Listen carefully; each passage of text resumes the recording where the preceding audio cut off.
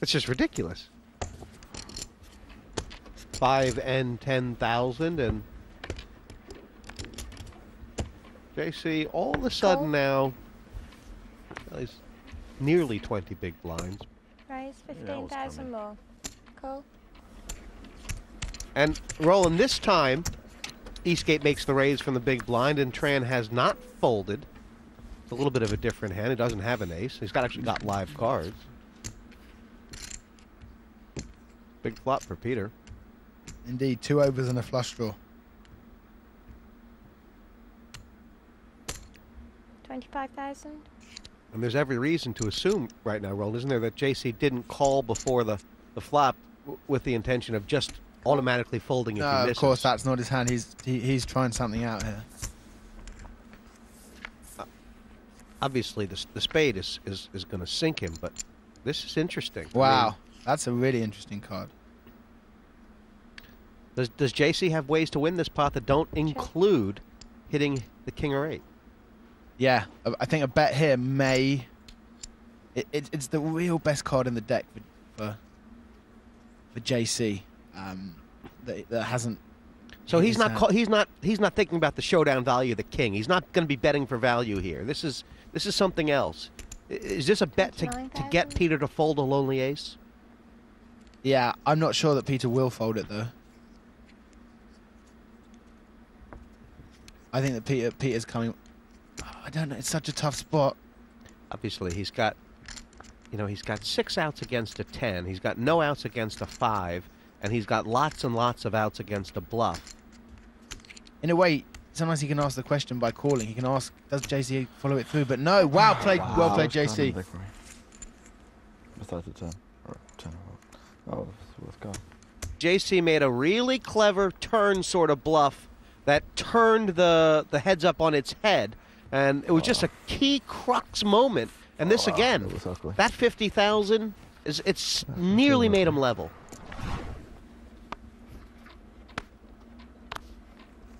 JC was a big dog when we come into the heads up. He doesn't give up, and he's trying to shear Eastgate. And looking at the haircut of Eastgate, it takes a big pair of scissors. Yeah, just like shearing a sheep. There are flops here where we get action. I like his haircut. I do too. Check.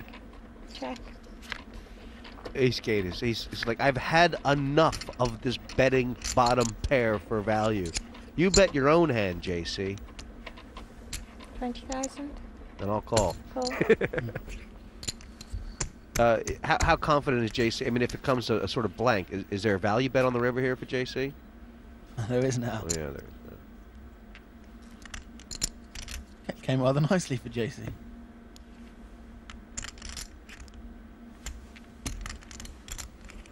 It's an interesting card, isn't it, Roland? Because 35,000. obviously, if such a nice bet size actually there, Jesse. That was exactly what I thought in my head.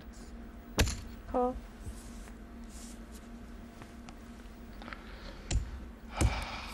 Oh, this is getting frustrating for Eastgate. Wow. Purple. He's got the chip lead for crying out loud. Yeah, he switched it around. Amazing. Eastgate will, I mean, demoralised is not the word. Well, Roland, the blinds are now 7 and 15. Is it a new heads up now? Well, I think it would be good for Peter Eastgate if he can think of it as a new heads up, like a starting from scratch game. Raise 25,000 more. Right now, if he calls, this is a big pot. Yeah, indeed, and he has to be able to win with the worst hand. He's got the here. position. Yeah. Which means that if Eastgate misses, he might be able to do something. But already, you know, he's invested a decent amount here. No, they've both missed. Check. Eastgate's been checking a lot without the hands. I think Tran is going to have a bet at it. This is the importance of position. If there was ever a time for a check raise, it's now. But how would he know? 37,000. How would he know? I'm all in. Yes! Wow. Raise all in. He showed it to him, didn't he? Yeah. I thought that was coming. Yeah. Still Well played, Peter Eastgate. Yeah. That was really, really good. I mean, for momentum, he had to send that message that this is possible. And not only is it possible, it was He's gone 2-1 chip leader. Wow. Big, huh? Well, and not only did he do it, he did it with not much of a hand. Winning. Oh man, I felt that was coming too. Like a young lamb in spring, Eastgate showed his backbone, and now a few raise and take-its have put him in position. He can see the finish line. Look at the ace, I call. It's right now down to, this is what it is. That's what I've got. I'm going to take my shot at 5 cards, and then we can start JC over. said he's got an ace. The second card, ace-7. Okay. This is, I This think, is his free shot. mm-hmm. 60-40. There's- Oh, Peter Eastgate. He has gotten That over is the line. Form over the line. So JC Tran, they found a way to beat JC Tran. It was running against Peter Eastgate's luck. I think it has to be an ace of 7 or a queen. Oh! Nice. Yeah. Slender outs now. Peter Eastgate. All right, Peter, good game. Well What? played. Fucking He big guy. dominated. He had a blip. sir. These two were the standout players today, the real stars of the show. They were, and it's going to mean great things for the point standings. Of course, Tran's still ahead, but now Eastgate starting to make his mark on the journey to the final table. Let's have a look at the Although I would standings. like to have it. Well, Peter Eastgate did the deed tonight. That 10 points put him in a solid second. 6 points for JC. He is running away. 10 points clear of the field after 3 matches. Not bad for Juha or Vicky. And in the playoff zone, Annette Oberstadt taking the bagel. She is running in place right now on this leaderboard. The others have a game in hand. In the relegation zone, Nenad Medic, he got a couple points, but it wasn't enough. And with 6 points, he's going to really have to start to move his last 3 matches.